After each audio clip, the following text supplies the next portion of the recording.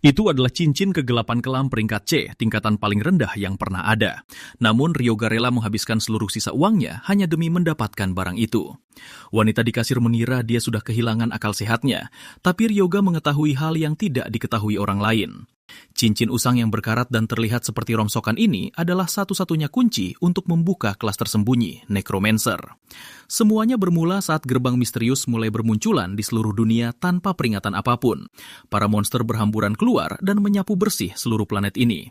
Pada saat yang bersamaan, tak terhitung banyaknya orang yang menerima notifikasi sistem untuk mengalami kebangkitan.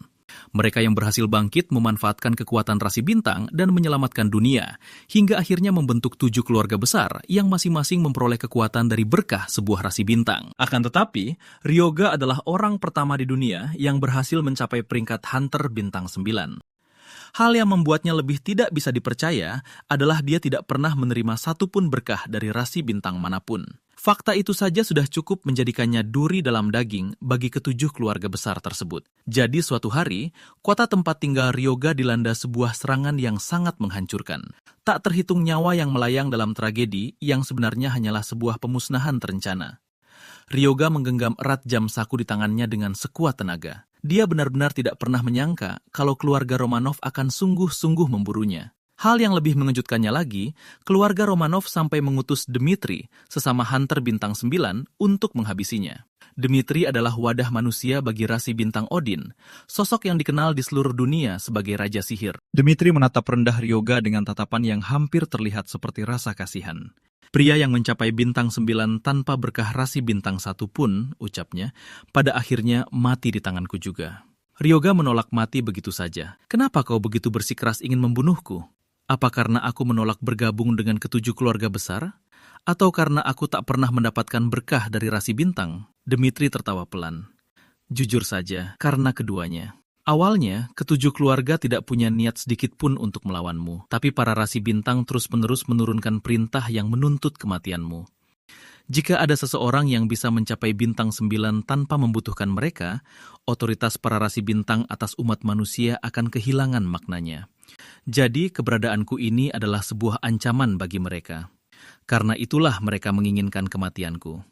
Kau adalah necromancer pertama di dunia ini. Mengendalikan orang mati adalah bentuk pelanggaran langsung terhadap aturan yang telah ditetapkan para rasi bintang untuk dunia ini. Kekuatan kematian dianggap sebagai simbol kejahatan di antara para rasi bintang. Itulah sebabnya mereka tak akan berhenti sampai kau musnah. Sekarang, saatnya mengakhiri semua ini. Ryoga membalas tatapan Dmitri dan berbicara perlahan. Kau tahu kenapa aku mengulur-ulur waktu selama ini? Karena mantra sihirku akhirnya sudah siap. Biar kutunjukkan padamu sejauh mana kemampuan sejati seorang necromancer. Tepat saat kata-kata itu keluar dari mulutnya, tulang belulang kering yang berserakan di sekitar mereka seakan menjawab sebuah panggilan bisu. Seluruh area tersebut langsung tertelan oleh aura kematian yang begitu pekat. Ryoga mengerahkan setiap tetes mana terakhirnya untuk memanggil domain kematian tanpa akhir. Mata Dmitri sedikit terbelalak. Tak kusangka kau masih punya sisa kekuatan sebesar itu di dalam dirimu. Kalau begitu, izinkan aku menunjukkan padamu sihir terkuatku, gumam Dmitri pelan. Raja Agung Odin, berikan aku kekuatan untuk membasmi penguasa mayat hidup ini. Ekspresi Ryoga seketika berubah menjadi sangat terkejut. Kau memanggil mata Odin? Domain kematian tidak akan sanggup menahan serangan itu. Pada detik berikutnya, langit malam robek oleh cahaya merah terang yang menyala-nyala, mata ilahi Odin. Mata Odin itu melepaskan kekuatannya secara membabi buta ke arah tanah di bawahnya. Domain kematian hancur berantakan dalam sekejap, dan serangan itu melesat ke arah Ryoga layaknya meteor yang berjatuhan. Namun, kepanikan di wajah Ryoga malah berganti dengan senyuman puas. Dmitri tiba-tiba merasakan sensasi dingin yang merinding. Ada yang tidak beres. Kenapa dia tersenyum? Ryoga segera mengeluarkan jam sakunya. Jam tersebut menyerap seluruh kekuatan mata Odin itu dalam sekejap. Notifikasi sistem berbunyi lantang di dalam benaknya. Persyaratan jam saku Kronos telah terpenuhi. Setelah menyerap kekuatan dari rasi bintang, kemampuan untuk kembali ke masa lalu telah diaktifkan. Hunter, Chinen Ryoga akan dikembalikan ke masa lalu. Jam tersebut meledak memancarkan cahaya yang menyilaukan. Waktu mulai berputar mundur. Ryoga menyeringai lebar. Jam saku Kronos membutuhkan kekuatan dari rasi bintang agar bisa diaktifkan, tapi dia tidak pernah menerima berkah dari mereka sama sekali. Maka dia pun memanfaatkan kekuatan Dmitri sendiri, kekuatan dari Odin, untuk melawannya. Dmitri sama sekali tak tahu apa yang sedang terjadi. Yang bisa dia lakukan hanyalah berteriak, "Ryoga, apa yang telah kau perbuat?" Jawaban Ryoga diselingi dengan seringai yang tajam. "Di lain waktu, aku akan menghancurkan ketujuh keluarga ini hingga tak tersisa satupun." Tepat pada saat itu, jarum jam saku Kronos berhenti berdetak. Tubuh Ryoga mulai memudar. Kemudian, Ryoga terbangun dengan kaget di ranjangnya. Dia benar-benar telah kembali. Ini memang perjudian yang besar, tapi semuanya berjalan persis seperti yang dia harapkan. Ketujuh keluarga besar telah memburunya karena alasan konyol semacam itu. Dia melirik ke arah jam saku di tangannya. Sistem itu bertuliskan jam saku Kronos, rusak. Hanya satu yang bisa ada di garis waktu yang sama. Dia sudah membawanya begitu lama, tahu persis bagaimana cara kerjanya. Namun, tanpa adanya kekuatan rasi bintang, dia tidak pernah sekalipun bisa menggunakannya. Tidak sekalipun bisa menggunakannya, tidak. Tapi pada akhirnya, artefak itulah yang telah menyelamatkan nyawanya. Saat yang dia pilih untuk kembali adalah hari pertama sistem kebangkitan muncul. Dia melihat ke arah panel sistem di depannya. Sudah waktunya untuk memilih kelas. Mengingat dia telah kembali ke masa lalu, semua statusnya sudah di-setel ulang ke nilai dasarnya. Walau begitu, sifat bawaannya tetap sama seperti sebelumnya, kebal terhadap semua serangan mental. Kelas yang tersedia adalah seniman bela diri, penyihir, dan pendeta. Menatap pilihan-pilihan itu, dia tahu bahwa tidak ada yang perlu buru-buru. Yang paling penting saat ini adalah memanfaatkan segala hal yang dia ketahui dari kehidupan masa lalunya agar bisa berkembang secepat mungkin. Tidak lama setelahnya di Pasar Hunter, ada yang bisa saya bantu cari hari ini? Kami memiliki pedang panjang dari pabrikan ternama dan segala jenis perlengkapan yang terbuat dari kayu roh. Ryoga langsung ke intinya. Aku sedang mencari cincin kegelapan kelam peringkat C. Penjaga toko itu mengerjap. Maksudmu cincin terkutuk itu? Cincin itu membawa ratusan kutukan di dalamnya. Semua orang yang memakainya sudah kehilangan akal sehatnya. Ryoga sama sekali tak bergeming. Itu yang aku inginkan. Dia membayar 2 juta untuk itu tanpa ragu. Penjaga toko itu memperingatkannya dengan nada serius bahwa setelah cincin itu keluar dari toko, mereka sama sekali tidak bertanggung jawab atas apa yang terjadi selanjutnya. Ryoga tetap membelinya. Cincin itu tidak lebih dari sepotong rongsokan yang berkarat. Statusnya sama sekali tidak menunjukkan keuntungan apapun, dan memakainya hanya akan membuat pemiliknya terkena kutukan yang mengerikan. Namun hanya Ryoga yang tahu tujuan aslinya. Dia menyelipkannya ke jarinya. Kekuatan kutukan mulai muncul tepat seperti yang dia duga. Semua pengetahuan tentang kelas necromancer tersegel di dalam cincin itu. Dia hanya perlu menaklukkan kutukan itu untuk mengklaimnya. Kemudian kegelapan mengariknya masuk. Dia memindai sekelilingnya. Kutukan itu telah mengambil wujud Dmitri. Suara Dmitri bergema di sekitarnya. Kau pikir bisa mengalahkanku tanpa kekuatan rasi bintang? Kekuatan penuh dari serangan rasi bintang dilepaskan. Ryoga berdiri diam sepenuhnya, lalu dia tersenyum. Itu hanyalah ilusi. Serangan itu membeku tepat di depannya. Sistem, Anda telah melewati ujian cincin kegelapan kelam. Kekuatan necromancer telah bangkit di dalam cincin. Aura mayat hidup yang mengerikan menyelimuti Ryoga. Sistem, Anda telah menyelesaikan ujian alam kegelapan. Mana necromancer telah bangkit. Sesaat kemudian, dia ditarik kembali ke dunia nyata. Tanpa berpikir 2 kali, dia memilih necromancer dari menu kelas. Sistem, skill eksklusif necromancer diperoleh. Bimbingan kematian diperoleh, bebas mengubah jenis atribut. Manual kematian diperoleh, biaya mana untuk memanggil atau mempertahankan panggilan berkurang 20%. Keduanya adalah skill pasif. Untuk saat ini, dia hanya memiliki 2 kemampuan aktif yang tersedia. Yang pertama adalah bangkitkan mayat hidup. Yang kedua adalah kontrol tulang atas mayat hidup panggilannya. Dia membawa semua pengetahuan dan pengalaman seorang necromancer dari kehidupan masa lalunya, tapi statusnya telah di-reset menjadi bintang 1. Untuk mengalahkan Dmitri, dia harus mengambil jalan yang sama sekali berbeda dari yang dia lalui sebelumnya. Dia membutuhkan bintang pelindung untuk mendorong kekuatannya ke tingkat berikutnya. Ryoga menaiki penerbangan menuju kuil Kronos. Reruntuhan tempat para dewa sendiri pernah bertarung. Berdasarkan ingatannya dari kehidupan masa lalu, reruntuhan yang hancur ini jauh lebih dari kelihatannya. Jam saku Kronos memiliki kegunaan lain. Itu berfungsi sebagai kunci untuk membuka lorong waktu, dan platform batu yang tampak biasa ini adalah pintu masuknya. Saat keduanya bersentuhan, jam saku Kronos menyala sekali lagi. Reruntuhan yang hancur perlahan mulai pulih dengan sendirinya, didorong oleh kekuatan ruang dan waktu. Dalam sekejap mata, Ryoga merasa seolah-olah dia telah melintasi waktu itu sendiri. Ini adalah reruntuhan yang tersembunyi di dalam celah waktu. Tepat pada saat itu, sebuah suara menggelegar di sampingnya. "Siapa kau?" Sosok dewa yang menjulang tinggi muncul di hadapannya. Ryoga tidak panik. Semuanya berjalan tepat seperti yang dia antisipasi. "Suatu kehormatan bertemu denganmu, Raja para Dewa yang Agung, Kronos." Kronos terdiam sejenak. Lalu dia menatap Ryoga dan memperhatikan jam saku di tangannya. Aku merasakan aliran waktu berbalik sebelumnya. Jadi kau, Nak, yang memutar balik waktu. Seperti yang kau lihat, aku memanfaatkan artefak dewamu. Bahkan dengan artefakku, membalikkan waktu bukanlah pencapaian kecil. Kau pasti manusia yang sangat kuat di kehidupan sebelumnya, Nak. Kronos adalah penguasa semua dewa dan ayah dari Zeus, raja para dewa. Tapi setelah kekalahannya dalam perang melawan Olympus, dia perlahan memudar dari ingatan manusia. Kronos, yang pernah menjadi penguasa semua dewa, tidakkah kau menginginkan balas dendam? Jika kau bersedia menjadi bintang pelindungku, aku akan membantumu mendapatkannya. Manusia lemah tanpa kekuatan dari Olympus berani mengajukan tuntutan padaku. Aku mencapai bintang 9 tanpa satu pun berkah rasi bintang. Itu berarti aku memenuhi syarat untuk berdiri di sampingmu sebagai pihak yang setara. Dan kebetulan target balas dendamku mencakup Zeus sendiri. Zeus mengkhianati ayahnya sendiri di saat yang paling penting. Tentu kau ingin dia menyesali hal itu. Saat ini, bumi berada di bawah kendali 7 rasi bintang. 7 keluarga besar tidak lebih dari agen mereka di antara umat manusia. Dan bagaimanapun juga, kau adalah dewa kehancuran. Kekuatan mayat hidup yang aku kejar sangat sejalan dengan apa yang kau wakili. Kronos, dewa panen dan waktu.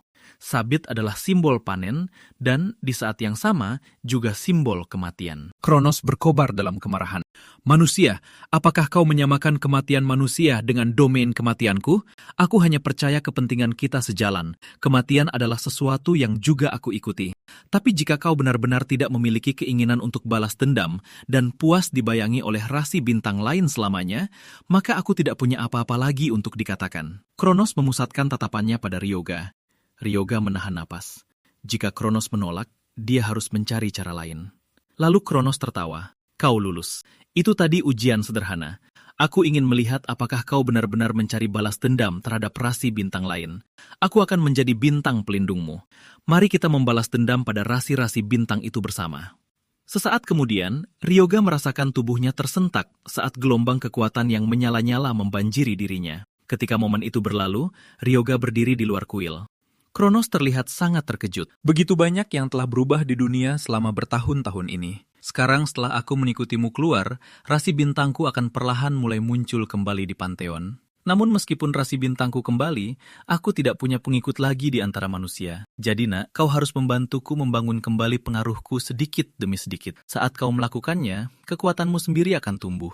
Buat namaku bergema di seluruh bumi sekali lagi. Ryoga melihat jendela kelasnya. Sebagai seorang necromancer, dia sekarang menerima dorongan dari mana suci. Karena sifat unik Kronos, dia sekarang dapat dengan bebas beralih antara mana suci dan mana kematian. Dan perlengkapan atribut suci juga kompatibel.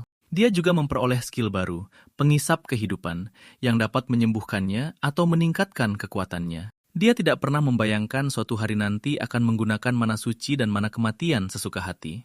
Semuanya sudah siap. Sudah saatnya untuk menguji kekuatan barunya ini. Dungeon Taman Kuno akan menjadi tempat yang sempurna untuk memulai. Untuk menguji keahlian barunya, Ryoga berjalan menuju gerbang teleportasi pusat di kota. Dia melihat sekeliling. Ada banyak hunter baru di sekitarnya. Semuanya sedang mencari teman untuk membentuk party. Saat Ryoga sedang mengamati sekitar, seseorang di sampingnya menawarinya untuk bergabung dengan party mereka. Ryoga merespons tanpa menatapnya. Dungeon level rendah seperti ini tidak butuh party. Pria itu tersenyum canggung dan melangkah mundur. Mengamati dari jarak yang tak jauh, Rex tidak bisa menahan diri untuk tidak berkomentar. Orang itu benar-benar terlihat seperti pemula. Kau yakin dia bisa mengatasinya sendirian?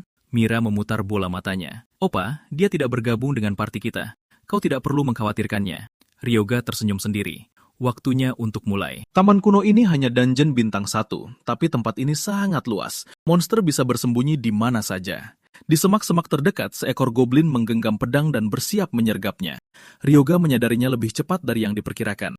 Goblin itu menerjang dari belakang, melesat maju dengan kecepatan penuh, mengincar serangan mematikan.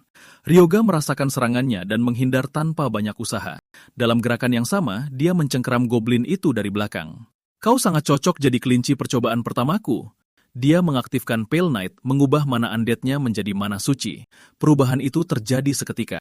Dia langsung menyusulnya dengan mantra suci Life Drain. Vitalitas goblin itu menurun drastis. Ryoga sedikit terkejut. Life Drain menyerang jauh lebih cepat saat diperkuat dengan mana suci.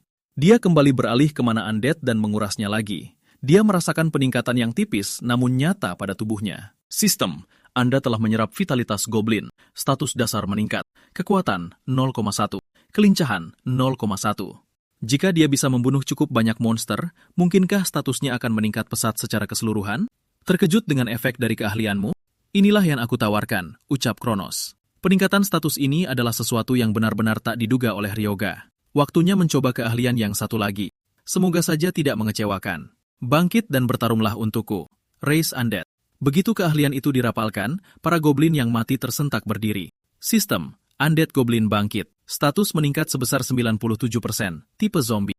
Raise Undead. Dengan pasukan panggilan di sisinya, Ryoga bisa sedikit bernapas lega. Sekarang pembersihan dungeon yang sesungguhnya baru saja dimulai. Tepat saat itu, lebih banyak goblin muncul dari hutan di depan. Aku kebetulan sedang mencari mangsa untuk menguji panggilanku. Waktu yang tepat. Undead Goblin itu pun menyerbu. Tanpa teknik sama sekali, ia hanya menancapkan tarinya ke tubuh musuh dan tak mau melepaskannya. Para goblin yang masih hidup membeku sejenak, tampak bingung kenapa kaum mereka sendiri malah menyerang mereka. Salah satu dari mereka menusukkan pedangnya tepat menembus jantung undead goblin itu. Tapi karena ia sudah menjadi makhluk undead, serangan yang fatal pun tak cukup untuk menjatuhkannya. Ryoga mencengkeram goblin lainnya. Setiap makhluk ini adalah peningkat status berjalan. Dia tak akan membiarkan satu pun terbuang sia-sia. Goblin yang terkuras energinya itu ambruk ke tanah. Di belakangnya, sang undead goblin menghabisi sisa musuh yang terakhir. Life Drain bekerja pada makhluk hidup, tapi dia bertanya-tanya apakah ini bisa menarik status dari mayat juga. Wajahnya berbinar. Ternyata itu juga berfungsi pada mayat, maka tak ada alasan untuk melambat. Di mata seorang necromancer, membunuh monster barulah setengah jalan. Pada levelnya saat ini, dia bisa dengan mudah mengendalikan 20 undead sekaligus. Dia bergumam pelan, Raise Undead. Setiap mayat goblin di tanah kembali bangkit. Para goblin panggilannya adalah mesin petarung tak kenal lelah, dan ditambah lagi, mereka bergerak dengan status yang ditingkatkan sebesar 97%. Necromancer benar-benar adalah kelas yang luar biasa unggul. Dia memberi perintah, serang semua yang ada dalam jangkauan. Para goblin itu memicu kekacauan besar. Dalam hitungan menit, seluruh 20 goblin berada di bawah kendalinya, ia naik level dengan pasukan undead di belakangnya. 2 kali lipat kemajuan dengan separuh usaha. Sisa goblin yang masih hidup berbalik arah dan lari. Tepat saat itu, suara yang tenang berseru dari dekat sana. Mantra panah api. Tembak. Para goblin yang larikan diri itu langsung tumbang seketika. Ryoga menoleh ke arah mereka. Kalian bisa keluar sekarang. Kami tidak mengikutimu. Kami hanya kebetulan berpapasan denganmu. Sembari mereka berbicara, Ryoga merasa sedikit familiar dengan mereka. Dia baru teringat, mereka adalah hunter bayangan kembar. Dia telah menyadari keberadaan mereka di luar gerbang tadi, dan tak bisa mengingat mereka saat itu. Di masa depan, mereka pernah mencoba untuk membunuhnya. Apakah berurusan dengan mereka akan jadi merepotkan? Ryoga tersenyum. Saat ini, mereka baru berada di tingkat bintang 1. Seingatnya, duo ini selalu menjadi tim kakak beradik. Kalau begitu, bukankah kita harus menyingkirkan mereka sebelum mereka menjadi masalah? Ryoga menggelengkan kepalanya. Tidak perlu. Mereka tidak punya dendam pribadi padaku. Di kehidupan masa laluku, mereka cuma menjalankan kontrak. Rex angkat bicara. Apa semua makhluk ini ada di bawah kendalimu? Kelas necromancer masih belum diketahui banyak orang. Butuh waktu sampai orang-orang menyadarinya. Benar sekali. Setiap undead ini tunduk pada perintahku. Membersihkan dungeon sendirian memang efisien, tapi mengumpulkan jarahan itu soal lain. Setiap goblin yang mati menyimpan kristal sihir, dan benda itu bisa dijual mahal di luar sana. Apa kalian berdua mau bekerja sama denganku? Rex tampak kebingungan. Kesepakatan macam apa yang kau maksud? Biar aku yang mengurus semua musuh yang muncul. Kalian berdua fokus saja mengumpulkan kristal sihir di belakang garis depan. Kita bagi total kristalnya. 80-20. Mereka berdua menepi untuk berdiskusi. Mereka belum pernah melihat orang yang bisa mengendalikan monster, dan ragu apakah Ryoga bisa dipercaya. Setelah menunggu lama, Ryoga tidak habis pikir tawaran sesederhana itu harus diperdebatkan selama ini. Kalau saja para undead-nya bisa memungut kristal sendiri, dia sama sekali tidak akan butuh mereka berdua. Saat itu juga Rex angkat bicara. Aku terima tawarannya, tapi kurasa pembagiannya harus 50-50. Kita ada bertiga. Dengan 50-50 pun bagian kami sudah lumayan kecil. Tawaran terbaikku adalah 70-30. Ambil atau tinggalkan. Mira menarik Rex menjauh. Kau serius mau bekerja sama dengan pria ini? Dia sama sekali tidak berniat melukai kita. Kalau dia mau, kita pasti sudah mati dari tadi. Terima saja tawarannya. Kurasa hasilnya akan jauh lebih besar daripada yang bisa kita dapatkan sendiri. Kurasa hasilnya akan jauh. Beberapa saat kemudian, Rex berteriak kepayahan. Bisa kita istirahat sebentar? Seumur hidup aku belum pernah memungut kristal sebanyak ini. Tanganku sudah tidak sanggup lagi. Kupikir hasil panennya lumayan, tapi ini benar-benar di luar dugaanku. Sebenarnya siapa pria ini? Semua yang dia tunjukkan benar-benar menghancurkan citra Hunter pada umumnya. Jangan melamun. Masih banyak kristal yang tersisa. Rex tertawa canggung.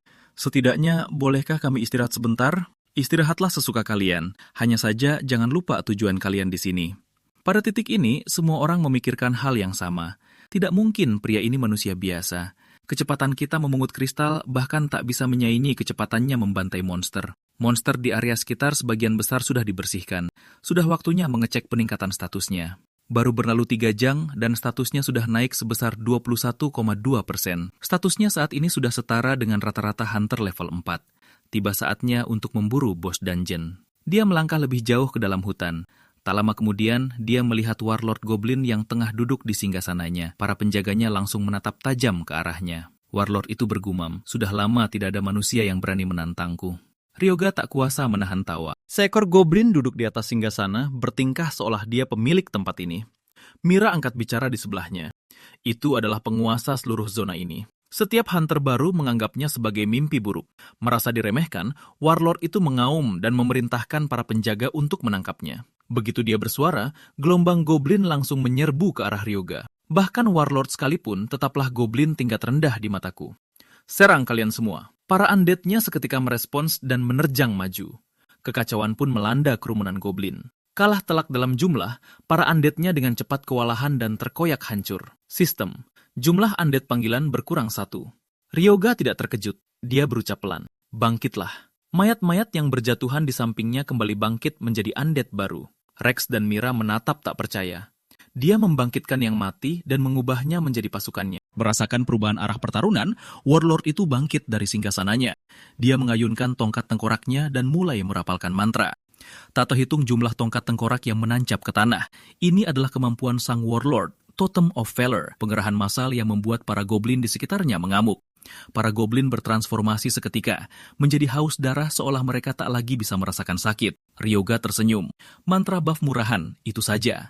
Pada saat yang sama, totem-totem di tanah hancur lebur. Warlord itu menggeram. Beraninya kau menghancurkan totemku, manusia? Biar kutunjukkan wujud keputusasaan yang sebenarnya. Tongkat ini ditempa dari kebencian ratusan goblin yang dikorbankan. Warlord itu melepaskan jeritan menggelegar. Mass Frenzy diaktifkan. Setiap goblin yang tersisa di area itu mendongak dan melolong. Sistem, semua status goblin, kekuatan, kelincahan, dan semua atribut meningkat sebesar 50%. Para goblin yang mengamuk mengoyak pasukan undead-nya tanpa melambat, tidak merasakan lelah maupun sakit.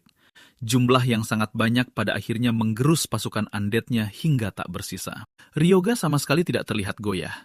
Jadi itu kartu asmu.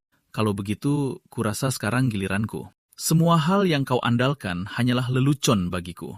Aliran energi undead perlahan terkumpul di telapak tangannya. Ryoga bergumam dengan suara berat. Bone Control. Tongkat tengkorak Panglima Perang itu mulai bergetar dalam genggamannya, seolah berusaha melepaskan diri. Kemudian tongkat itu terlepas dari tangan sang Panglima Perang dan mendarat tepat di tangan Ryoga. Kemudian Panglima Perang itu berteriak, "Apa yang kau lakukan?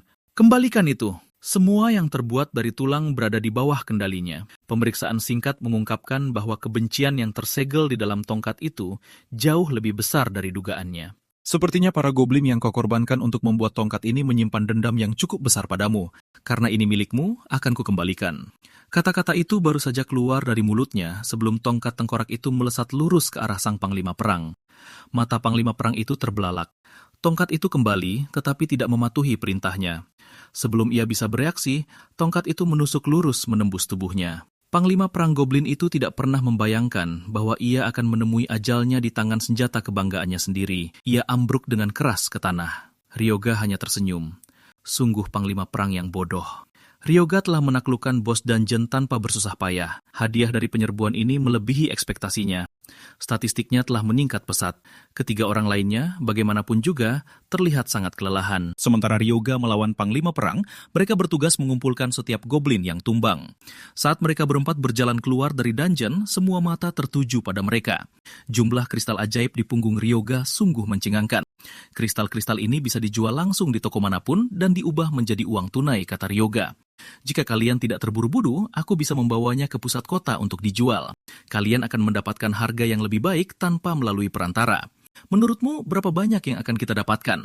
Rex berpikir sejenak. Sekitar 5 juta, kurang lebih.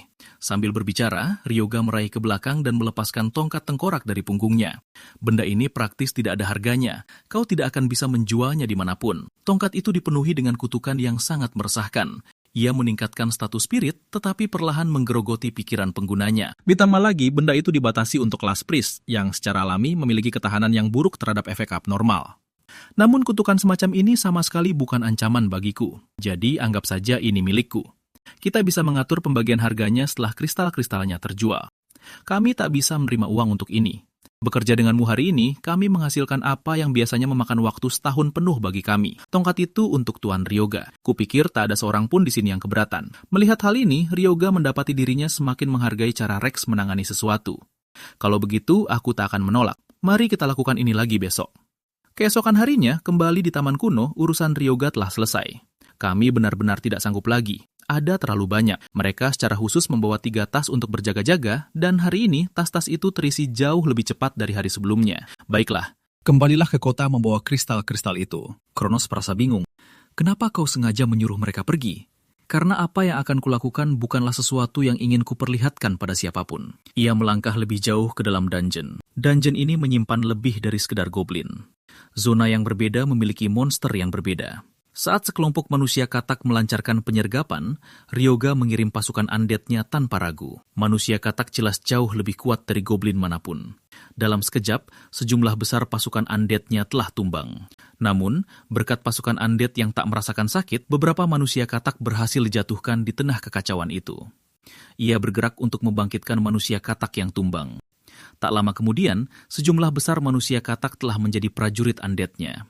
Dengan bergabungnya manusia katak dalam barisannya, ia merasa jauh lebih yakin dengan apa yang menantinya di depan. Jauh di dalam dungeon di sebuah aula kuno, aula itu tampak seperti tak pernah dikunjungi selama waktu yang sangat lama. Apa sebenarnya yang sedang kau coba lakukan? Tanya Kronos. Kau akan lihat nanti. Ryoga mengeluarkan sebuah jantung berwarna hijau tua, jantung milik manusia katak. Ia lalu mengeluarkan darah yang ia kumpulkan dari Panglima Perang yang telah dibunuhnya tadi dan membiarkannya menetes ke atas jantung itu.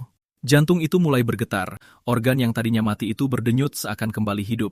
Suara notifikasi sistem berbunyi. Kau telah berhasil memicu rahasia Taman Kuno. Arena uji coba kuno kini dibuka.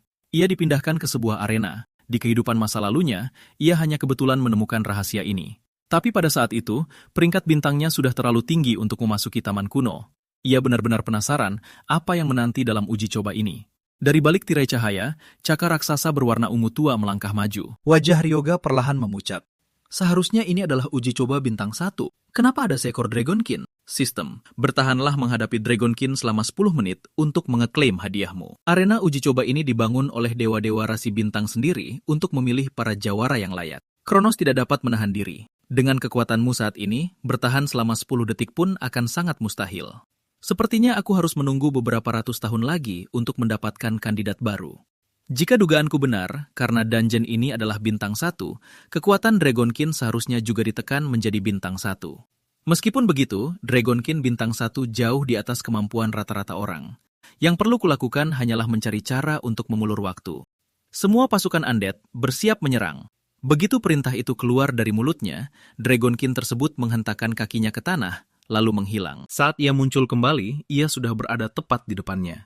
Pada saat yang sama, para manusia katak menyerbu tanpa ragu.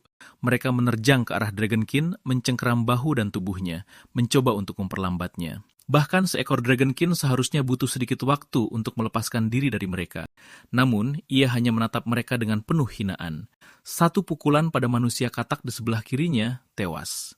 Dalam waktu kurang dari semenit, semua manusia katak yang menempel di tubuhnya telah dibunuh. Ryoga tidak merasa panik, malah dia merasa senang. Manusia katak secara alami memiliki racun, dan begitu diubah menjadi undead, racun itu menjadi semakin mematikan. Meskipun ras naga bisa membunuh mereka dengan cepat, ia sudah terpapar racun itu, dan hal itu akan melambatkan gerakannya. Setelah manusia katak dibereskan, ras naga itu langsung mengincar Ryoga. Di mata ras naga, Ryoga adalah target utama yang harus dihabisi. Saat makhluk itu menerjang, Ryoga mengangkat tongkat tengkoraknya. Dia mengalirkan mana ke dalamnya. Kekuatan pertahanan tongkat itu mulai meningkat tajam. Sebuah perisai pelindung terbentuk di hadapannya. Bahkan dengan dorongan kekuatan tongkat itu, menahan serangan ini sepenuhnya nyaris mustahil. Begitu ras naga menghantam perisai itu, Ryoga sengaja meledakkannya. Dalam waktu setengah detik, ras naga itu lengah. Ryoga menusukkan tongkatnya ke depan dengan kendali tulang, menyerang ras naga itu. Meski serangannya cepat, ia hanya berhasil menembus punggung tangan ras naga. Saat ras naga meraung kesakitan, sisa manusia katak kembali menerjang. Mereka menggigit tubuhnya dalam-dalam, berusaha memasukkan lebih banyak racun ke dalam sistemnya. Benar saja, gerakan ras naga itu mulai melambat. Saraf-sarafnya mulai mati rasa, dan tubuhnya mulai terasa kaku. Namun, harga diri ras naga tak membiarkannya tumbang dengan begitu memalukan. Makhluk itu terus memaksa dan kembali menyerang. Para manusia katak tumbang satu persatu. Namun pada akhirnya, pengerahan tenaga itu hanya membuat racun menyebar lebih cepat, dan ras naga itu pun jatuh berlutut. Ryoga mengembuskan napas lega yang pelan. Syukurlah dungeon ini hanya tingkat bintang 1. Dia memanggil kembali tongkatnya. Andai dungeon ini setingkat lebih tinggi, dia tidak akan punya peluang melawan makhluk seperti ini. Dia berjalan mendekati ras naga yang tumbang. Dia mengangkat lengannya dan berbisik pelan, serap nyawa. Pada saat yang sama, sistem berbunyi. Hadiah kini sedang dibagikan. Ryoga telah menyelesaikan arena ujian kuno. Sistem, hadiah diberikan, lambang ketahanan, mengurangi kerusakan tipe mental sebesar 40%, mempercepat sirkulasi mana, dan meningkatkan fokus. Itu adalah keahlian pasif. Jika dia terkena efek pengendalian massa, durasinya akan terpotong secara signifikan. Tubuh ras naga adalah bahan baku kerajinan yang luar biasa. Dia menyimpan mayat ras naga itu ke dalam cincin. Apa yang kau rencanakan dengan itu? Tanya Kronos. Mengubahnya menjadi senjata tempur yang sempurna tentu saja. Namun, untuk memanfaatkan tubuh ras naga sepenuhnya, dia membutuhkan seorang alkemis. Ryoga melakukan perjalanan ke prefektur Kishu. Berdasarkan kenangan kehidupan masa lalunya, orang yang dicarinya seharusnya tinggal di sini. Tempat itu tampak persis seperti yang dia ingat. Sama sekali tidak ada yang berubah. Lalu sebuah ledakan terdengar. Ryoga tersenyum pasrah dan lelah. Hal itu juga belum berubah. Sesosok bayangan melangkah keluar dari kepulan asap. Ryoga tersenyum. Tepat seperti dugaannya, pria yang terhuyung-huyung keluar dari asap dengan berlumur jelaga adalah Shintani Renya. Di masa depan, dia akan menjadi alkemis terhebat di seluruh benua. Renya, apa kau punya waktu sebentar? Renya mendongak. Aku punya waktu, tapi siapa kau? Namaku Chinen Ryoga. Aku datang ke sini untuk meminjam peralatan alkimiamu. Meminjam peralatanku? Kenapa aku harus meminjamkannya? Jangan pelit begitu, Renya. Pinjamkan alat-alatmu dan aku akan memberimu imbalan yang pantas. Kau sedang mengerjakan ramuan regenerasi, tetapi menemui jalan buntu. Mata Renya terbelalak. Bagaimana kau tahu apa yang sedang kukerjakan? Ryoga terus berbicara. Jangan khawatir, aku akan membantumu menyelesaikannya.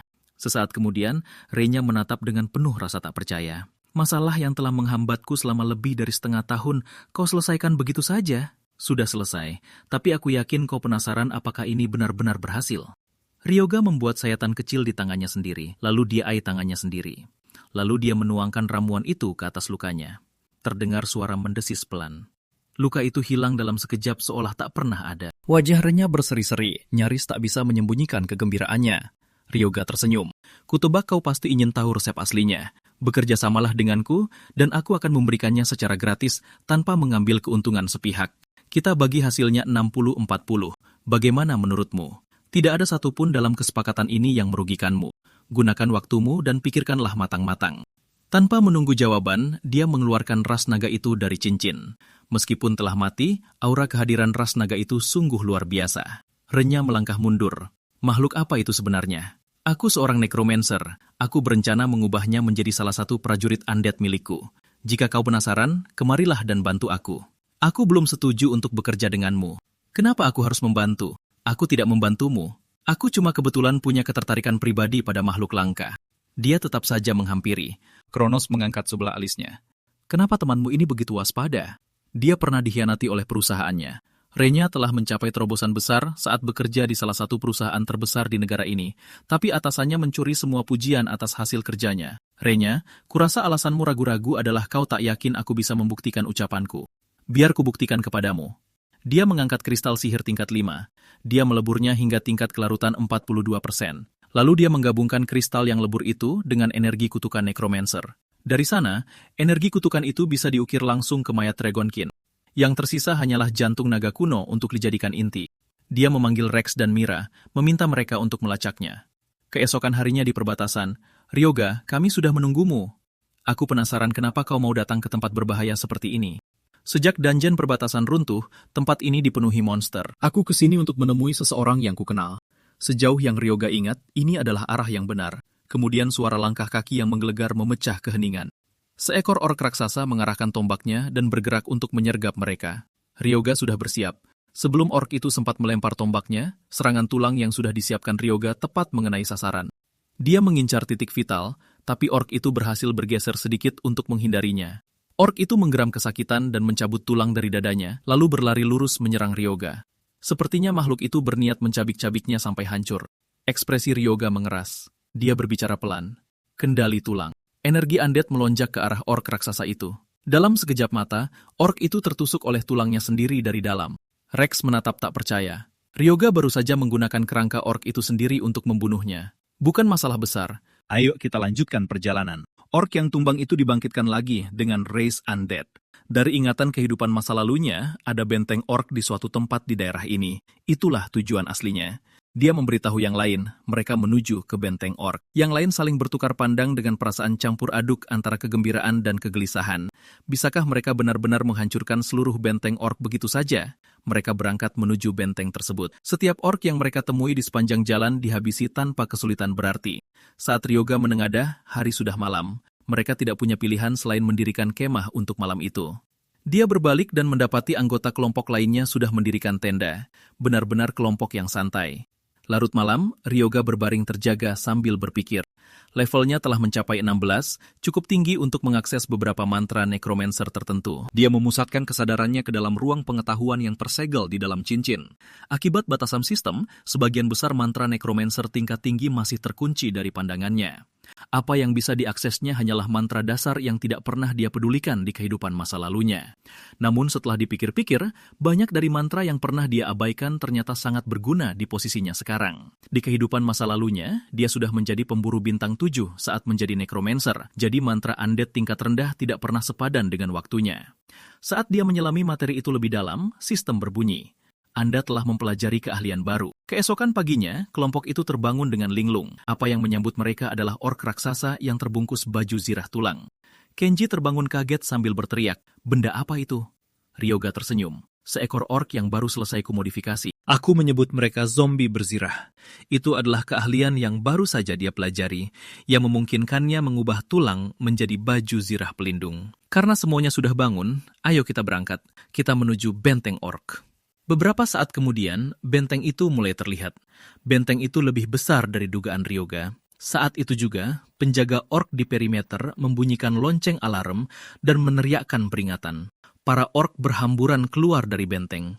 Kewaspadaan mereka lebih tajam dari yang diperkirakan. Ryoga segera mengaktifkan kendali tulang. Senjata tulang yang telah dia siapkan sebelumnya melesat maju. Orc di barisan depan langsung tumbang seketika. Ryoga bergumam, aku benar-benar tidak tahan dengan semua kebisingan itu. Saat dia berbicara, kepala suku orc melangkah keluar dari benteng dan melepaskan raungan yang menggelegar. Para orc di dalam camp segera menarik busur mereka, siap untuk menembak. Rex melangkah maju dan mengaktifkan keahlian pertahannya. Dia tidak menyangka para orc akan berkoordinasi seperti itu. Mira menarik panah otomatisnya. Puluhan anak panah melesat dalam sekejap. Semuanya tepat mengenai sasaran pada orc yang menyerbu ke arah mereka. Ryoga mengamati dari tempatnya berdiri sambil tersenyum. Pantas saja kelak mereka dikenal sebagai si kembar pemburu bayangan. Dia tidak punya banyak waktu untuk dibuang. Dia memerintahkan semua pasukan undead-nya untuk menyerang. Dalam sekejap, medan perang meletus menjadi kekacauan. Ryoga punya satu tujuan, menumbangkan kepala suku orc. Kepala suku itu merasakan kedatangannya dan menatap tajam ke arah Ryoga. Dia mengangkat kapak raksasanya dan mengayunkannya. Ryoga menatap pukulan yang datang tanpa berkedip. Dia berbicara pelan. Kendali tulang. Gelombang tulang dan energi undead melonjak ke arah kepala suku itu. Serangan itu menghantam seluruh tubuh si orc. Kepala suku itu menggeram kesakitan dan meraih tulang yang menancap di tubuhnya. Ryoga tahu dia harus menyelesaikannya dalam satu serangan. Jika kepala suku itu memasuki fase mengamuk, situasinya akan menjadi jauh lebih kacau. Kepala suku itu mencoba melawan, tapi Ryoga sudah mematahkan tulang orc itu dari dalam. Makhluk itu tumbang ke belakang, tak berdaya. Pertarungan itu terlihat mudah, tapi tubuh Ryoga telah didorong hingga batasnya. Mananya telah terkuras drastis dalam waktu singkat. Dia mengaktifkan life drain. Dalam beberapa saat, sebagian besar vitalitasnya telah pulih. Saat itu, para orc di belakangnya melepaskan lolongan rintihan yang menyayat. Dengan matinya kepala suku mereka, setiap orc berpencar dan melarikan diri. Di mata Ryoga, mereka semua adalah peningkat status berjalan. Dia tidak akan membiarkan satu pun lolos. Semua orc dihabisi dalam sekejap. Anggota parti yang lain berdiri di samping dengan tidak percaya. Sang kepala suku sudah mati, dan kristal sihir berserakan di tanah. Tapi yang menarik perhatian Ryoga bukanlah kristal-kristal itu, melainkan kapak raksasa yang digunakan kepala suku tersebut. Kapak darah itu adalah hadiah yang sebenarnya. Menurut statusnya, semakin banyak monster yang dibunuh dengannya, semakin kuat kapak itu. Dia menyerahkan semua hal lainnya kepada parti untuk diurus. Dia punya hal yang lebih penting untuk diselesaikan. Menghabisi para orc tadi hanyalah pemanasan. Target aslinya adalah pohon ini. Berhentilah bersembunyi, keluarlah. Pohon layu itu tidak memberikan respons. Kau masih bersandiwara di depanku? Jika kau tidak keluar sekarang juga, aku akan menghancurkan pohon ini. Saat kata-kata itu keluar dari mulutnya, aura kuat memancar dari pohon mati itu. Sebuah siluet gelap berbicara dengan suara rendah. Siapa kau? Hanya Ryoga yang tahu siapa dia sebenarnya. Pahlawan yang belum dipuja, Sora Kashiwagi. Siluet itu berbisik. Bagaimana kau tahu namaku? Aku tidak cuma tahu namamu. Segala hal yang kau lakukan terukir jelas di ingatanku. Di pusat kota, berdiri sebuah monumen besar yang mengukir nama-nama mereka yang mengorbankan nyawanya demi umat manusia. Sejak awal mula bencana ini, kau berada di garis depan bertarung untuk melindungi orang-orang. Ekspresi siluet itu melunat. Seseorang ternyata masih mengingatku, tapi Ryoga menggelengkan kepalanya. Jangan salah paham dengan ucapanku. Namamu sudah tidak ada lagi di monumen itu. Nada bicara siluet itu menajam. Apa maksudmu? Nama Byakugo. Aku yakin kau belum melupakannya. Pikiran Sora tertarik kembali ke 35 tahun yang lalu. Terjebak dalam situasi yang mustahil, dia telah meminta bantuan lebih dari sekali. Setiap kali, jawabannya selalu sama. Tidak ada bala bantuan yang akan datang. Keheningan yang menyusul menjelaskan segalanya. Dia telah digunakan sebagai umpan dan dibuang. Mereka tahu gerbang selatan adalah jebakan maut, namun mereka berbohong di hadapannya dan mengatakan itu aman. Sebuah pesan masuk dari alat komunikasi yang penuh dengan ejekan. Berkat dirimu, kami berhasil keluar lewat gerbang utara tanpa hambatan. Suara Sora terbakar oleh amarah. Kalian tahu, aku tidak akan pernah meninggalkan para warga di gerbang selatan. Alat komunikasi itu membalas dengan dingin. Hanya mereka yang bertahan hidup yang pantas disebut pahlawan. Dikelilingi para warga, Sora membuat keputusan yang membuat semua orang terpaku. Bawa para warga dan pergi. Aku akan menahan barisan di sini sendirian. Rekan satu timnya tidak percaya dengan apa yang mereka dengar. Dia meneriakannya berulang kali. Itu adalah perintah. Saat siluet itu tenggelam lebih dalam keingatannya, Ryoga menariknya kembali. Pria yang membiarkanmu mati, Byakugo, menjadi pahlawan yang dipuja dari pertempuran itu, dan setiap jejak dirimu dihapus. Ini sungguh ironi yang pahit. Kau mengorbankan nyawamu untuk melindungi orang lain, dan orang lain yang mengambil kejayaannya. Siluet itu berbicara dengan amarah yang tertahan. Kenapa kau datang mencariku? Apa yang kau inginkan? Ryoga tersenyum. Aku bisa membantumu membalas dendam. Aku bisa membantumu ke dalam pasukanku sebagai salah satu undead milikku. Aku bahkan sudah menyiapkan wadah yang layak untukmu. Tubuh keturunan naga itu tergeletak di tanah di hadapannya. Siluet itu berdiri membeku cukup lama tanpa berkata apa-apa. Sejak hari dia berubah menjadi seperti ini, dia tidak pernah berani memintikan balas dendam. Aku akan menandatangani kontraknya. Aku akan mengikuti perintahmu tanpa bertanya, tapi ada satu batasan yang tak akan pernah kulanggar. Aku tidak akan menyakiti siapapun yang tidak bersalah. Ryoga benar-benar terkejut. Setelah sekian lama, keyakinannya tidak pernah goyah. Kau bisa pegang janjiku. Aku tak akan pernah menggunakan kekuatanmu untuk menyakiti orang yang tidak bersalah. Kalau begitu, persyaratannya sudah disepakati. Jadikan aku milikmu. Pada saat berikutnya, Ryoga dan roh itu menyegel sistem kontrak mereka. Akses roh terikat bumi diberikan. Di kehidupan masa lalunya, dia juga telah membuat kontrak dengan roh ini dan melatihnya menjadi ksatria tengkorak yang tangguh. Bahkan saat itu, dia kadang bertanya-tanya, Jika dia memberikannya wadah kelas atas sejak awal, seberapa kuat jadinya dia? Roh yang kini menghuni tubuh baru itu, secara naluriah memperhatikan dirinya sendiri. Status dasarnya sudah mencapai ratusan, dan dia memiliki berbagai bakat bawaan serta beragam keahlian. Melihat panel status tersebut, Ryoga benar-benar takjub. Dia tidak menyangka menggunakan jiwa alih-alih jantung naga kuno sebagai intinya akan memberikan perbedaan yang begitu besar. Yang terpenting, bakat roh dari kehidupan masa lalunya tetap terbawa. Petarung sihir mampu secara bebas menarik kekuatan penari maupun penyihir. Bagaimana rasanya tubuh itu? Ada reaksi yang tidak wajar. Dia menggerakkan kedua lengannya dan memutar bahunya. Ini tidak sepenuhnya sama seperti saat masa kejayaanku, tapi masih ada ruang untuk berkembang. Sekarang setelah semuanya selesai, saatnya untuk bergerak. Mulai sekarang, namamu adalah Fafnir. Fafnir meninggikan suaranya. Kau benar-benar berharap seorang pejuang untuk sekedar mengikutimu seperti ini. Dia menoleh ke arah tenda di dekat situ. Dia merobek sepotong kain dari bagian atasnya. Meskipun aku pelayanmu, aku tidak akan berkeliaran seperti ini. Sekarang kita bisa mulai bergerak dengan semestinya. Ryoga kehabisan kata-kata. Dia sudah berubah menjadi keturunan naga dan masih saja mengkhawatirkan hal semacam itu. Di lab milik alkemis Renya, mulut Renya ternyanga lebar. Mayat keturunan naga dari beberapa hari yang lalu berjalan-jalan. Ini adalah pencapaian alkimia terhebat yang pernah kulihat. Mari bekerja sama. Hanya kebetulan menemukan jiwa yang tepat, ucap Ryoga. Fafnir menoleh padanya. Bolehkah aku memukul orang ini? Dia terus menusuk-nusukku dari tadi. Ryoga menghela napas. Dia hanya peneliti yang penasaran. Biarkan saja dia. Tepat saat itu, sesosok yang tak asing mendekat. Tuan Ryoga, kami akan kembali ke pusat kota untuk menjual kristal. Semoga kita bisa bekerja sama lagi. Setelah kelompok itu pergi, Ryoga kembali mengerahkan energi mayat hidupnya. Ork yang dia bunuh sebelumnya muncul di hadapannya. Kepala suku ork adalah bahan langka. Sebaiknya aku buat apa dengan ini? Setelah berpikir sejenak, dia mengaktifkan keahlian pemisah dagingnya. Ork raksasa itu menyusut menjadi tengkorak yang utuh. Dia menoleh pada Renya untuk meminta larutan yang telah disiapkan sebelumnya. Dia meneteskannya satu persatu ke tulang-tulang itu. Larutan itu dirancang untuk memperkuat kepadatan tengkorak persis seperti bayangannya. Kepala suku ork telah diubah menjadi penjaga tengkorak. Peringkat bintangnya telah mencapai bintang 2. Menggunakan penguras kehidupan membuatnya sangat rentan.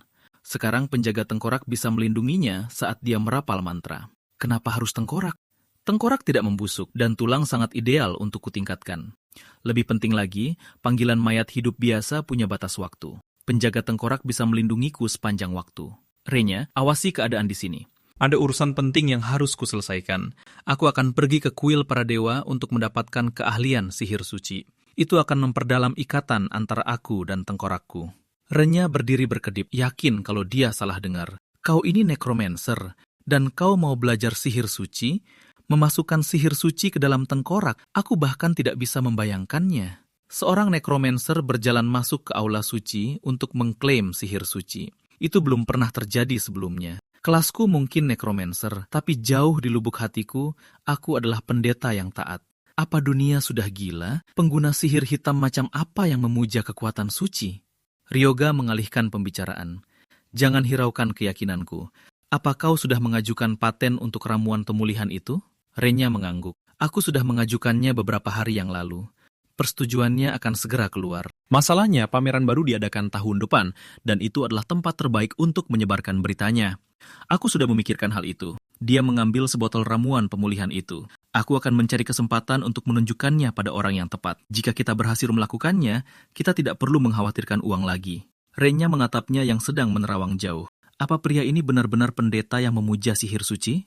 Kuil para dewa tiba-tiba muncul saat hari bencana dimulai. Sebuah keajaiban yang tidak bisa dijelaskan oleh siapapun. Sejak saat itu, tempat ini menjadi tempat berkumpul para pemburu yang mendirikan kedai dan mencari keahlian sihir suci. Banyak yang menjual pusaka yang mereka dapatkan dari dungeon. Ryoga menyapu bersih tempat itu, tapi tidak menemukan apapun yang memancarkan aura suci. Dia menuju ke tingkat atas kuil para dewa. Peningkatan levelnya memicu munculnya pemberitahuan keahlian baru. Tapi haruskah dia menaiki 108 anak tangga untuk itu? Bagi kelas tipe penyihir, tangga setinggi itu adalah siksaan. Kronos, seberapa jauh lagi? Sabar, sepertinya kau sudah setengah jalan. Ryoga mengembuskan napas dan terus mendaki. Dia hanya berharap keahlian yang menunggu di puncak sepadan dengan semua ini. Akhirnya, Ryoga mencapai puncak kuil para dewa. Tak terhitung banyaknya konstelasi yang disemayamkan di atas sana. Sistem, konstelasi kekayaan memandangmu dengan jijik. Sistem, konstelasi kematian berselubung menatapmu dengan penuh curiga. Sistem, Raja Abydos tidak senang dengan kehadiranmu. Kronos tertawa. Kau baru saja masuk, dan separuh kuil ini tak ingin berurusan denganmu. Konstelasiku juga telah muncul di kuil ini. Biar ku berikan keahlianku padamu. Karena konstelasi Kronos baru terbentuk, dia butuh waktu sebentar untuk menemukannya. Dia memilih konstelasinya sendiri dan mengaktifkan kekuatan pemberian itu. Sistem konstelasi Raja para Dewa kini telah daring dan terdaftar di kuil ini. Sistem, kau telah mendapatkan berkah tidak suci dan pasak pembalasan.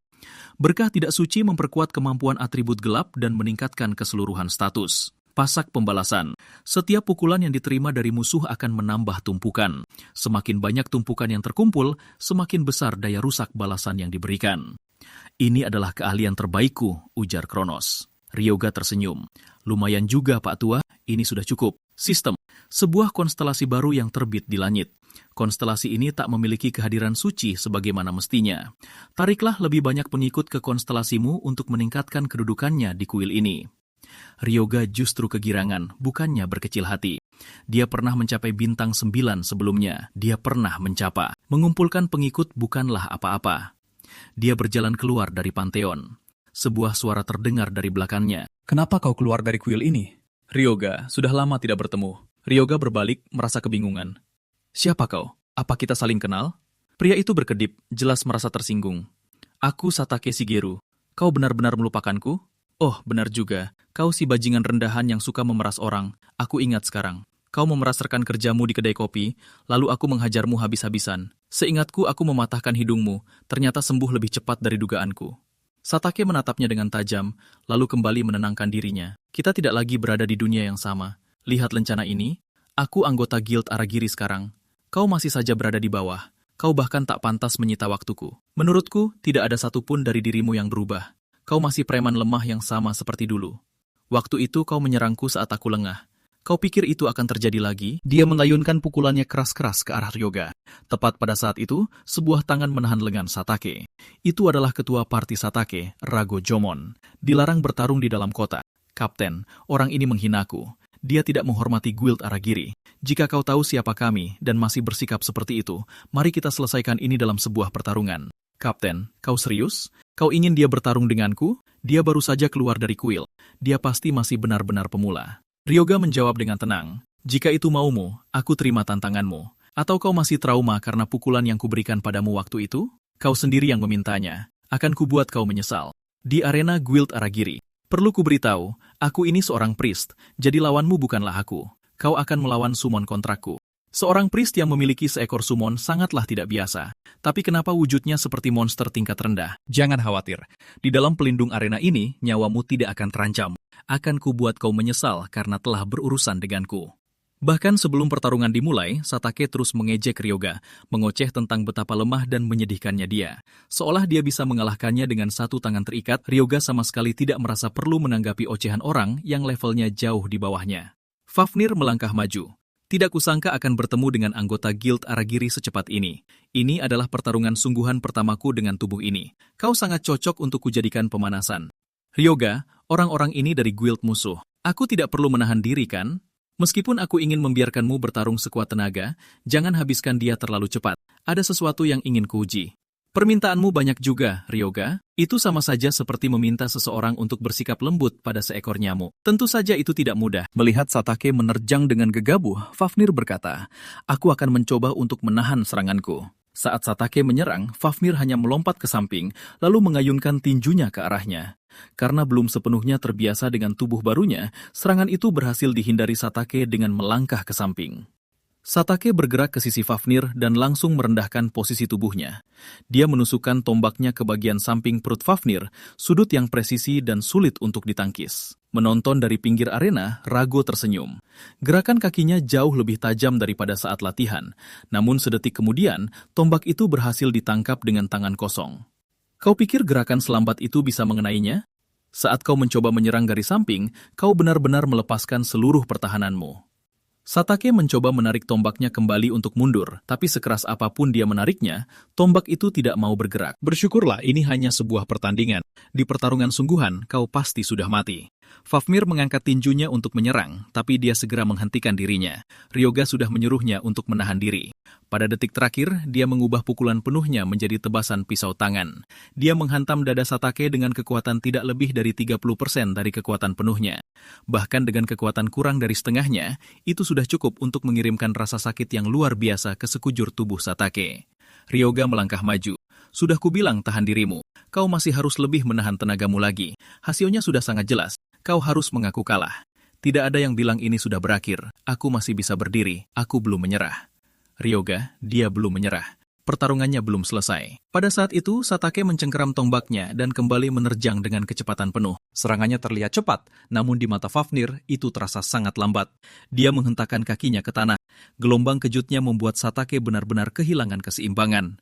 Kau masih seorang pemula yang tidak punya pengalaman tempur sungguhan. Semua gerakanmu terlalu mudah ditebak. Melihat Satake yang terhuyung-huyung, dengan santainya Fafnir menendang lututnya. Lututnya langsung retak, padahal Fafnir baru menggunakan 10% dari kekuatannya. Dia melanjutkannya dengan mengangkat tangannya untuk memberikan serangan akhir. Serang! Kali ini semuanya berakhir. Serangan itu bahkan tidak terlalu cepat, tetapi Satake terlalu ketakutan untuk bergerak atau berbicara. Dia memejamkan mata dan bersiap menerimanya. Fafnir menghentikan serangannya tepat sebelum mengenai sasaran. Rago berdiri di samping dengan amarah meluap. Dia tidak menyangka akan kalah setelah ini. Pada saat yang sama, sistem arena mengumumkan bahwa pertandingan telah berakhir. Kakimu hancur lebur. Aku akan mencari pendeta. Ryoga melangkah maju. Bukankah aku seorang pendeta? Aku tahu kau pendeta, tapi tulang-tulangnya sudah hancur total. Pendeta bintang 1 tidak bisa menyembuhkan luka seperti itu, kecuali kau punya cara lain. Tentu saja, aku selalu membawa ramuan regenerasi. Aku belum pernah dengar soal ramuan regenerasi. Kalaupun ada, barang seperti itu harganya pasti jutaan per botol. Tentu saja kau belum pernah dengar. Barang ini belum dirilis. Aku sedang berbaik hati padamu. Tunda sedikit lagi, dan kaki itu mungkin takkan pernah pulih. Dia menuangkan botol itu sambil tersenyum tipis. Dia tidak menyangka akan mendapat kesempatan sesempurna ini untuk memamerkannya. Begitu menyentuh kulit, lutut yang hancur itu perlahan mulai menyatu kembali. Rago menatap tak percaya. Tulangnya beregenerasi penuh hanya dalam hitungan detik. Punya barang seperti ini sama saja dengan punya nyawa kedua. Dari mana kau mendapatkan ini? Ryoga tersenyum dalam hati. Dia terpancing.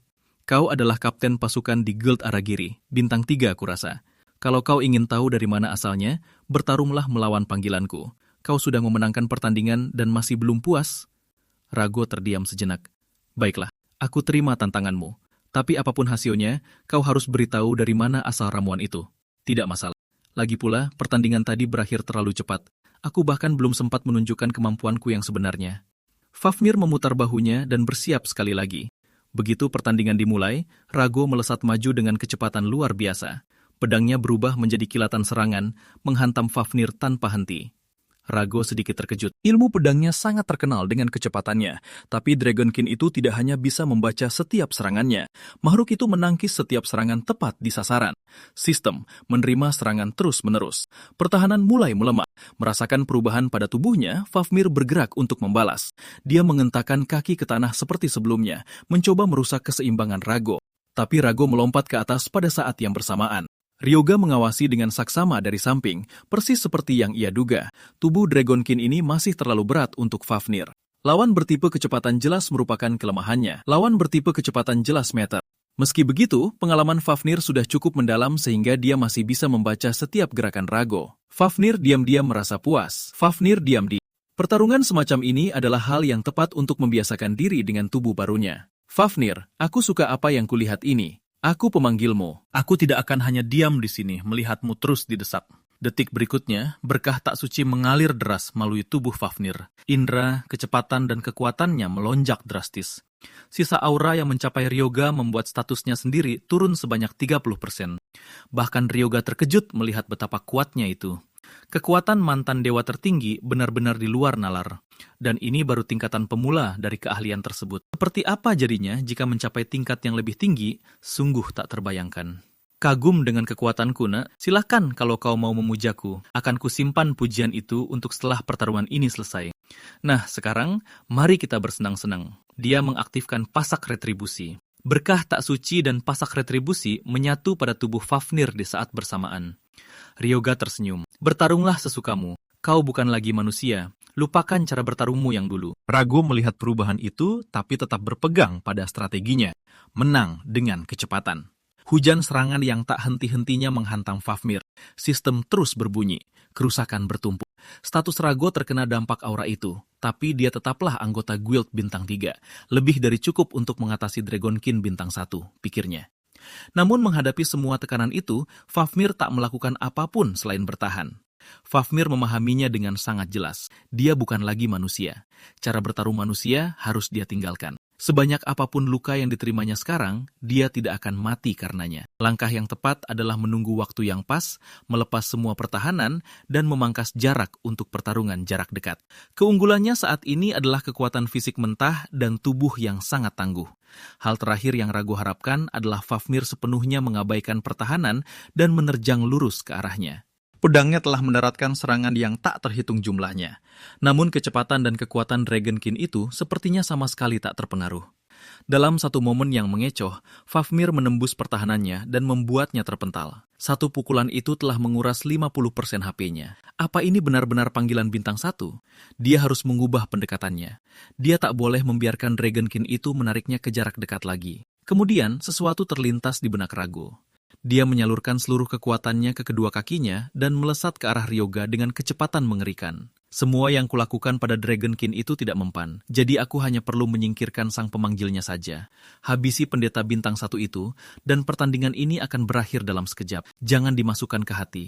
Aku tadinya ingin menembus makhluk panggilanmu, tapi ini cara yang lebih cepat. Tapi tepat saat pedang itu akan mengenai sasarannya, Ryoga sama sekali tidak bergerak. Kau benar-benar berpikir aku tidak akan memprediksi serangan yang begitu jelas?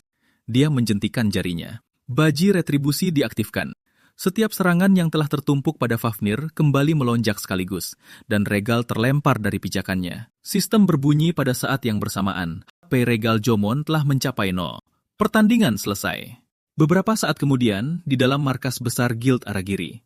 Maksudmu mereka bisa memproduksi masal produk yang menyaingi ramuan tingkat tinggi atau ramuan regenerasi? Pembicaranya adalah Naruhito Byakugo, orang nomor 2 di guild itu. Benar, Wakil Ketua. Saya menyaksikan efeknya secara langsung.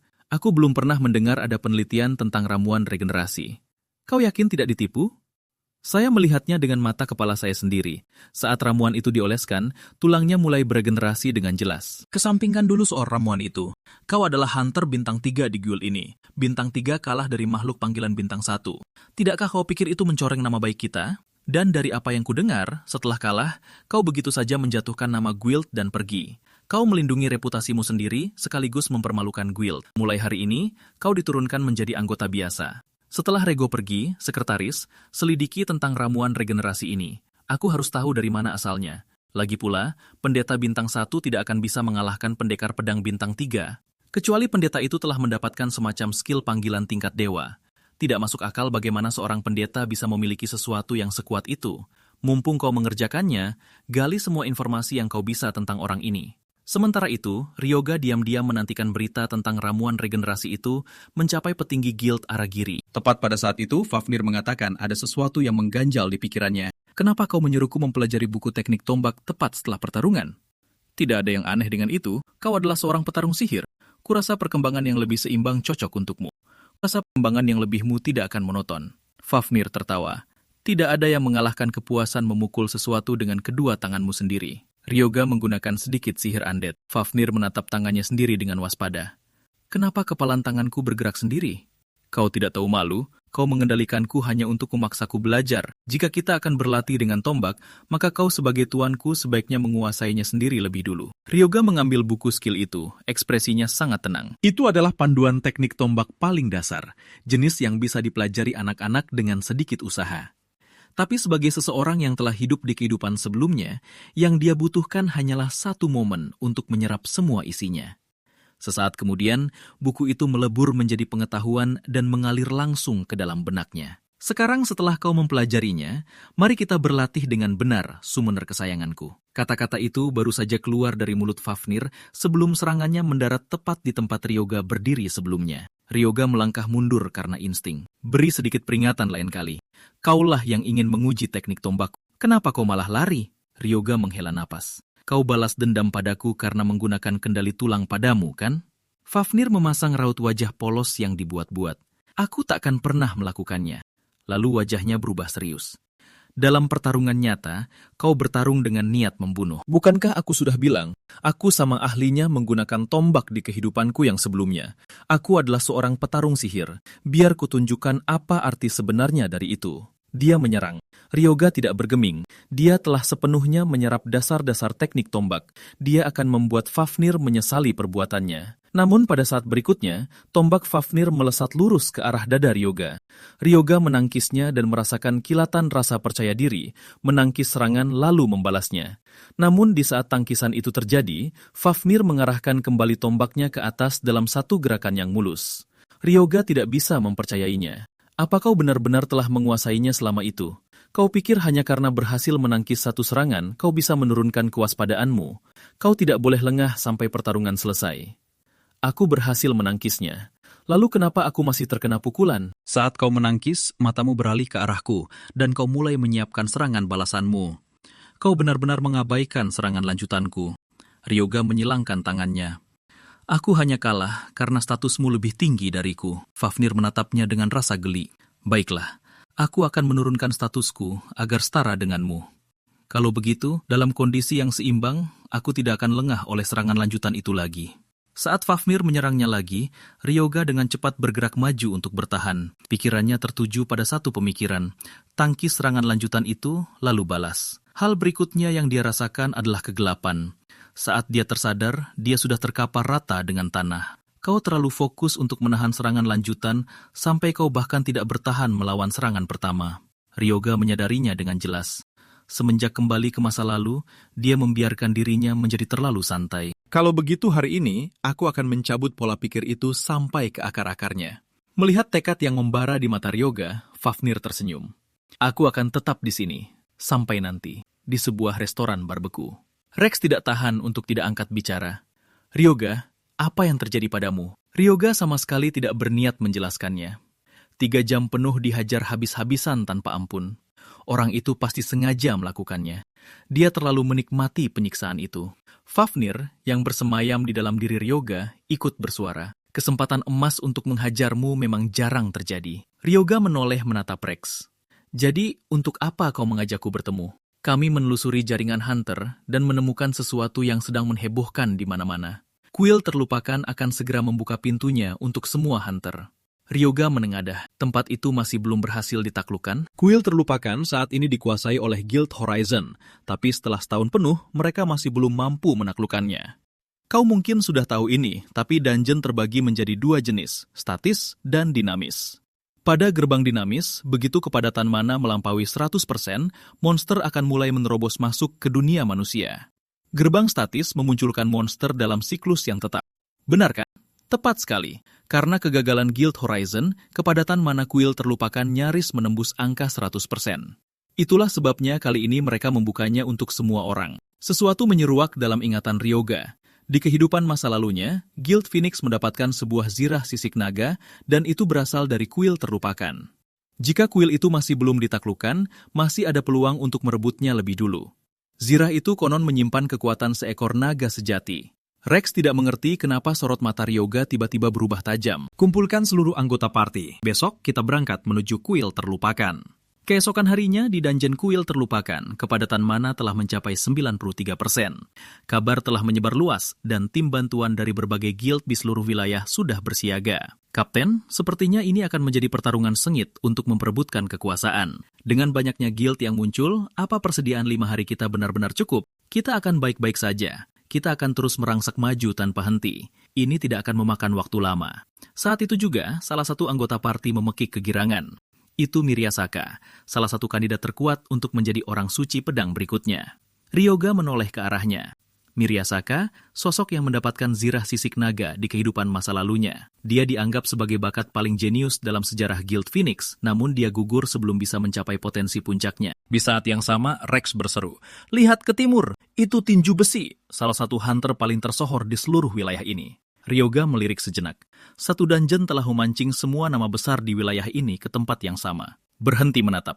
Bersiaplah, kita akan masuk. Kali ini kita yang akan menjadi orang pertama yang menaklukkannya. Belum lama berselang sejak Ryoga melangkahkan kakinya ke dalam kuil terlupakan, kuil itu jauh lebih mematikan dari perkiraan, jadi dia langsung memanggil Fafnir untuk melindunginya.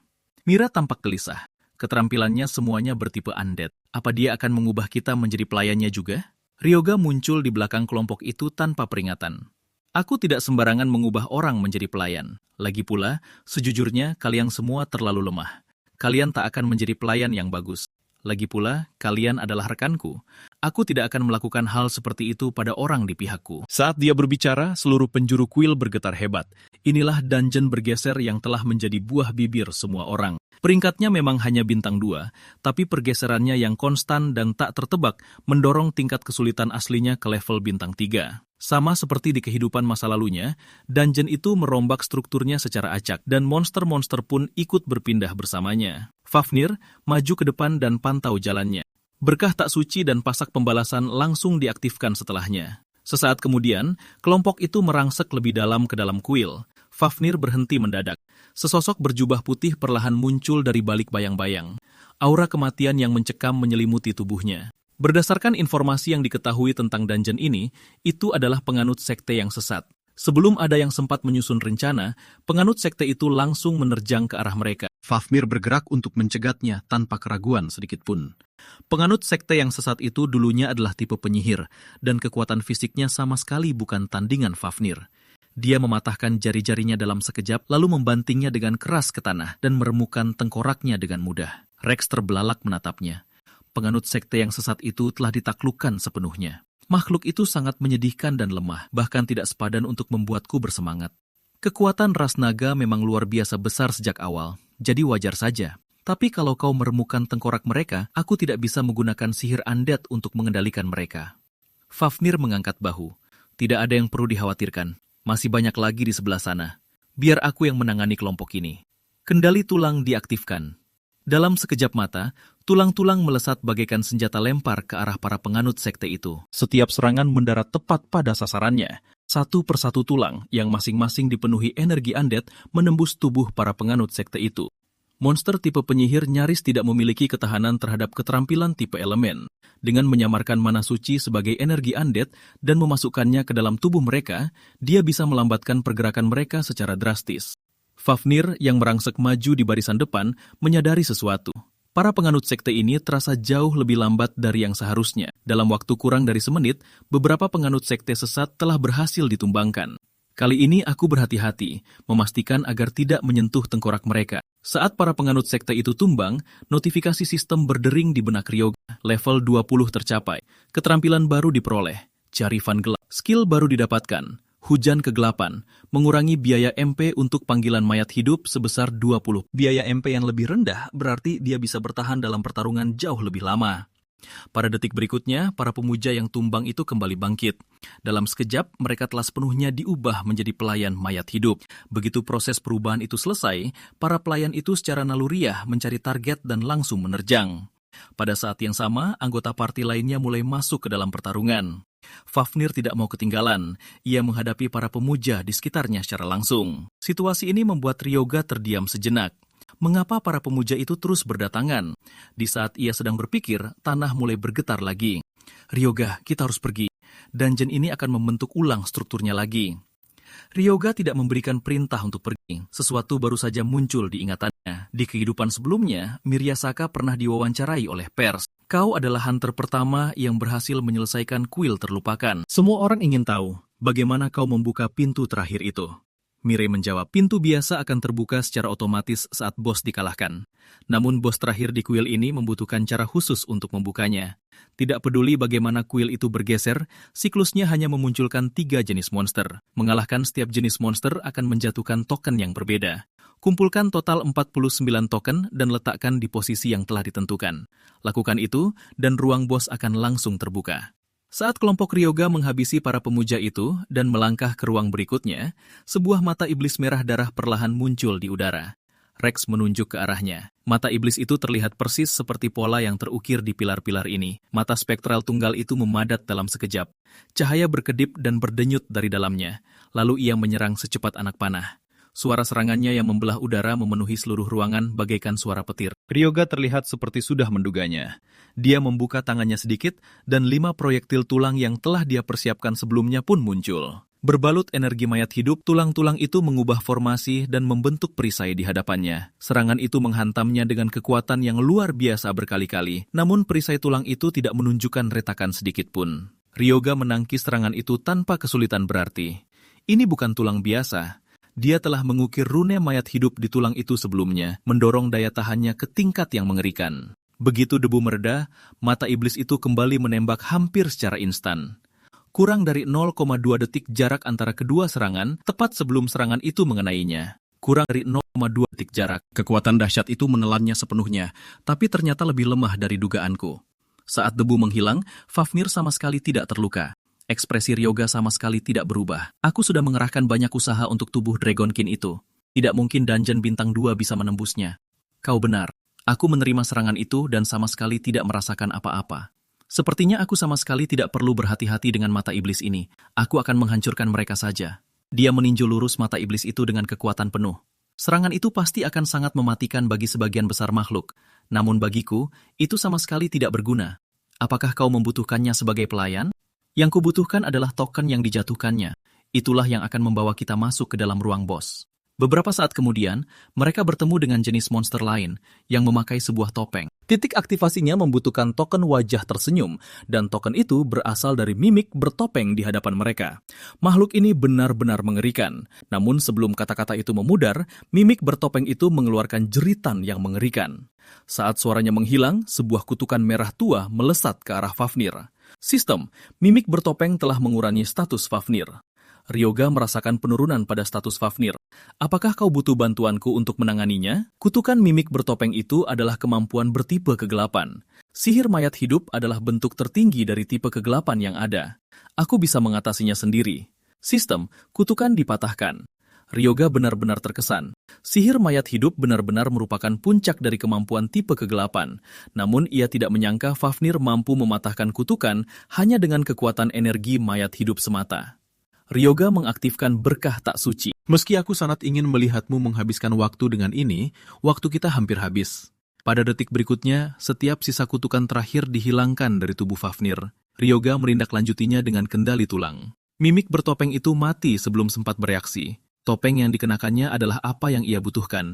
Dia memungutnya tanpa ragu sedikit pun. Ini adalah item yang diperlukan untuk ruang bos, tapi ini benar-benar merusak pemandangan. Tanduk sang pemuja, mata iblis, dan mimik bertopeng, total 49 token dari ketiga jenis tersebut. Ryoga masih penasaran dengan satu hal, bagaimana Miryasaka bisa mengetahui semua ini? Dalam laporan kehidupan masa lalu, ia secara khusus mengatakan tidak ada satu token pun yang boleh dihancurkan. Artinya, jika satu saja rusak, ruang bos tidak akan bisa dibuka. Dari semua yang telah terjadi, jelas bahwa Miryasaka mengetahui hal-hal yang tidak diketahui orang lain. Tepat pada saat itu, Rex menunjuk bahwa Guild Phoenix sedang bertarung di dekat sana. Ryoga menoleh ke belakang. Mereka sampai di sini dengan cepat. Mimik bertopeng telah mengepung kelompok Mirei, namun tidak ada sedikit pun kekhawatiran di matanya. Kutukan mimik bertopeng itu sepertinya sama sekali tidak berpengaruh padanya. Kutukan mimik Xia untuk menembus kutukan. Ryoga memalingkan wajahnya. Kita harus bergerak lebih cepat. Di belakang mereka, pandangan Mirei perlahan beralih ke kelompok Ryoga.